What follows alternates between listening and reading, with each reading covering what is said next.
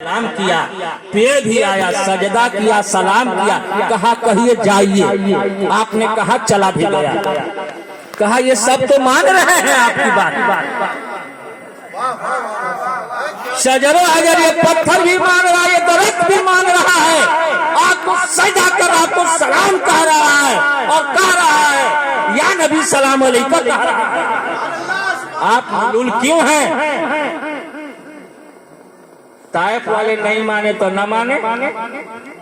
आप रब फरमाता है कि मेरे महबूब आपका काम सिर्फ इतना था कि मेरा पैगाम दीन की बातें कौम तक पहुंचा देना, सो आपने पहुंचा दिया। मनमाना है आपका काम नहीं है, हिदायत पे लाना आपका काम नहीं है। आपका काम यह है कि हिदायत की बातें अपनी कौम तक पहुंचा।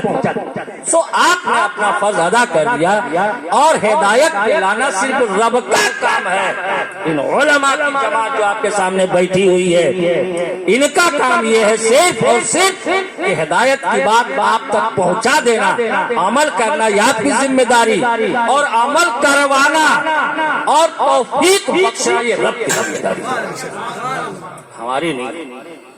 हम फिर कहेंगे कि हमारे उलमा चाहे जहां के हों, और ये हम अकेले थोड़े ही कर रहे हैं साहब। अभी धनबाद का तो पूरे झारखंड का सम्मेलन उलमा का हुआ था, वो यूट्यूब पे समाचार में चल रहा है बड़ी धड़ल्ले से। गोंडा में वो कादिर साहब ने एक इश्तहार भेजा है, वहाँ तो यह हाल हुआ कि साहब लड़की वाले भी लड़का वाले दोनों एकदम बजे जो कि हम बाजा बजेबे करेंगे। अरे बजाओ, हमारा काम था कि भैया सामने जो है गड्ढा है, मत जाओ गिर जाओगे, और तुमको गिरना है तो गिरो ना, हम काहे को गिरेंगे। बस मैं यही आपसे कहना चाहता हूँ, हम क्यों जाएंगे गिरने के लिए, तुमको गिरना है गिर।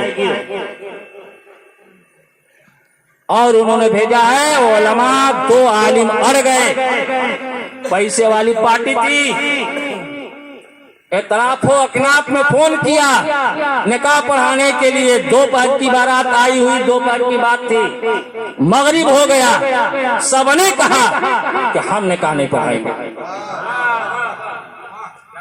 मगरिब के बाद लड़की वाले ने लड़का वाले ने दोनों ने तौबा किया। साहब ये गुनाह कबीरा है, सुनिए, ये गुनाह कबीरा है। और हदीस पाक सुनिए, जो जिस कौम से मुशाबहत रखता है उसका हिसाब किताब उसी के साथ होगा। फिर हदीस पाक सुनिए, इस्तिआनत बिश्शिर्कुन बिश्शिर्क, इस्तिआनत बिलकुफ्र बिलकुफ्र, जिसने शिर्क की मदद की वो भी शिर्क किया, और जिसने कुफ्र की मदद की उसने भी किया।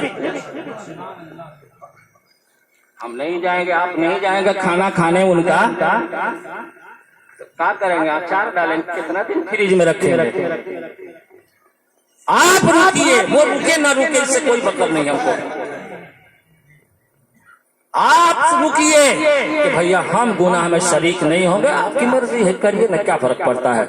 हमारी औलाद नमाज नहीं पढ़ती है, कहते तो हैं, हमारा भाई नमाज नहीं पढ़ता, कहते तो है कि भैया नमाज पढ़ो, इतने कर सकते हैं। हम लाठी लेकर के नहीं मनवा सकते।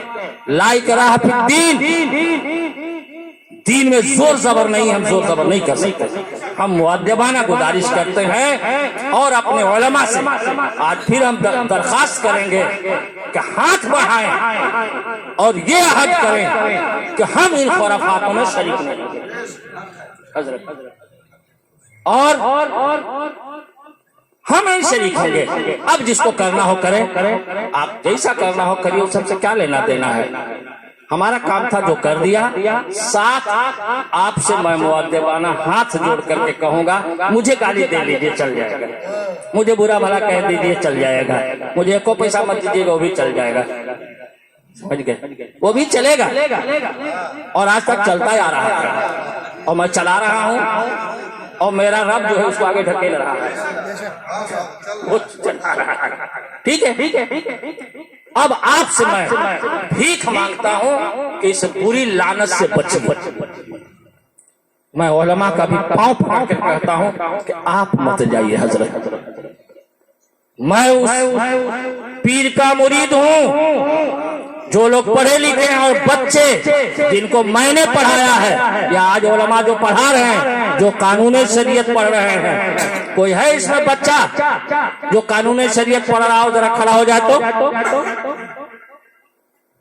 अरे जो पढ़ा है वही खड़ा हो जाए।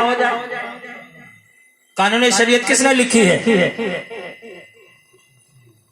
मौलाना शमसुल उलमा साहब शमसुद्दीन साहब जौनपुरी। मेरे पीरो मुर्शिद ने कहा कि हुजूर मैं अपनी चमड़ी बेच करके आपकी खिदमत करूंगा, लेकिन आप एड का पैसा मत। ये 2 महीने पहले की बात है। उसके बाद 2 महीने के बाद हजरत शमसुल उलमा साहब का इंतकाल हुआ। हम लोग जनाजा पढ़े हैं विद्या में, मैं वही मौजूद था। आप मत खाइए, मैं अपनी चमड़ी बेच करके आपकी खिदमत करूंगा, एड वाला पैसा मत खाइए। हम उसके गुलाम हैं। हम अपने उलमा से हाथ जोड़ करके उनका पैर पकड़ करके यही मिन्नत करेंगे, समाजत करेंगे कि हजरत आप लोग मत जाइए। अब उनका काम है वो करें। हम जब बचेंगे तो जरूर ये मुसलमान भी बच जाएंगे। और ये सही है कि हमारे बुजुर्गों ने अपने किरदार से इस्लाम फैलाया है। जब हम ही जाकर के भर पेट खा के चले आएंगे तो आप देखेंगे तो कहेंगे नहीं कह रहे कारी जमाल तो जाकर के वहां खाए। मौलाना साजिद साहब को मैंने देखा था वहां बैठ के खाए थे। हम घरे बैठे थोड़े ही, हम भी पता लगाते रहते हैं साहब जी। और मुझे नफरत होती है ऐसे लोगों से। स्टेज पर आकर के आप बैठ जाओगे, साथ में बैठ करके खाना खाओगे और दावा करोगे कि हम आला हजरत के मानने वाले हैं। उस रोज जब डंडा पड़ेगा मोटा वाला बरोदे हजरत, तब समझ में आएगा। जमाल पूछेगा कहो खाते हुए शर्म नहीं आती है?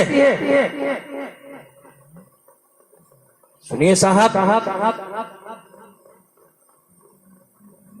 बस आखिरी बात मैं समझाना चाहता हूं। किसी पर उंगली उठाने से पहले ये भी तो देखिए